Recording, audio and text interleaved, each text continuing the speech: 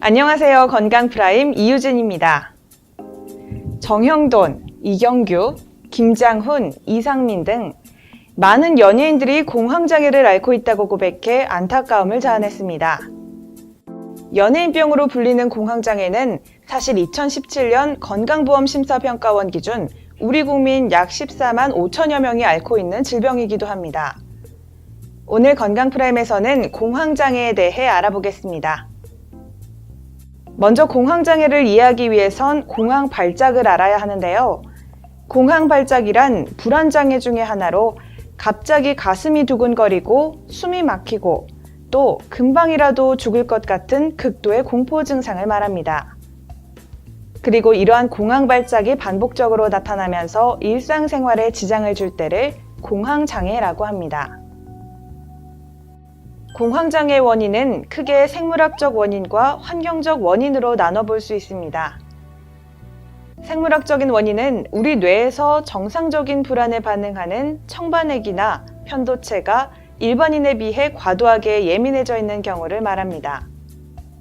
그리고 환경적인 원인으로는 과도한 스트레스, 과음, 과도한 카페인 섭취가 공황장애를 일으킬 수 있습니다.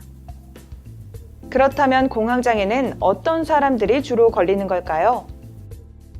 직업별로는 공황장애가 보통 연예인병이라고 할 만큼 연예인들에게 많긴 한데요. 제가 볼 땐 특별히 공황장애가 잘 발생하는 직업이 따로 있는 것 같지는 않고요. 임상적인 인상을 보면 연예인뿐만 아니라 음악이나 미술 등 예술하는 사람들이나 글을 쓰는 작가분들한테 맞는 것 같은데 그런 분들이 감수성이 풍부하고 감정적으로도 조금 예민하고 그리고 다소 완벽주의적인 성향이 있는 분들이 지속적인 스트레스나 바쁜 스케줄, 그다음에 과음 등이 스트레스적인 상황에서 공황장애가 조금 더 생기는 것 같습니다. 공황장애에 대해 궁금한 점들을 알아보겠습니다. 먼저 공포증과 공황장애는 다른 것인가요? 네, 공포증과 공황장애는 다른 증상입니다. 공포증은 특정 대상에 있어서 곤충이나 동물에 대한 공포증 혹은 폐쇄공포증이나 사회공포증 등으로 나타납니다. 한편 공황장애는 특정한 대상 없이 전반적으로 공황발작을 경험하게 됩니다. 다음, 공황장애와 우울증은 관련이 있나요? 공황장애와 우울증이 서로 다른 장애이기는 하지만 관련은 있습니다. 공황장애는 불안장애 중의 하나이고 우울증은 기분장애 중의 하나입니다. 보통 공황장애 환자 중에 10에서 20% 정도가 만성화가 되는데 이 만성 환자 중에서 70에서 80% 정도가 우울증을 경험하는 경우가 있습니다.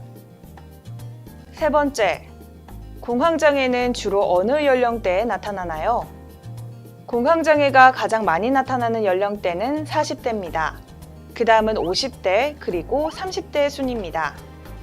전 연령에서 30에서 50대가 전체 공황장애의 66%를 차지하고 있는데요. 공황장애는 소아에게서는 거의 없고 청소년기를 지나면서 25세 전후로 나타나기 시작해 중년기인 40, 50대에 가면 가장 많이 발생하고 또 노년기로 가면서 빈도가 줄어듭니다. 마지막 궁금증, 공황장애는 치료가 되는가인데요. 과연 이 공황장애, 완치가 가능한 질병일까요? 물론 완치가 가능합니다. 우선 처음에 공황 증상이 왔을 때 철저한 내과적인 진찰을 통해서 내과적인 문제가 실제로 없는지 확인하는 게 중요하고요. 내과적인 문제가 없다면 무엇보다 중요한 건 공황장애가 왔을 때 이 공황장애가 죽을 것 같지만 절대로 죽지 않는다는 것. 그리고 이 공황장애가 그 불안의 심리 반응에 의해서 과도하게 나타나는 것을 주지시켜주면 그것만으로도 환자들에게 상당한 효과가 있습니다. 간혹 공황장애를 경험하지 않은 사람들은 환자에게 꾀병을 부리는 게 아니냐 혹은 성격이 너무 예민해서 그런 게 아니냐 하는 말을 하기도 하는데요.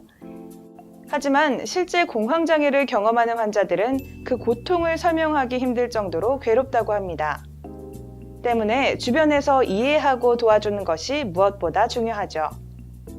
지금까지 공황장애에 대해 알아보는 시간 건강프라임이었습니다.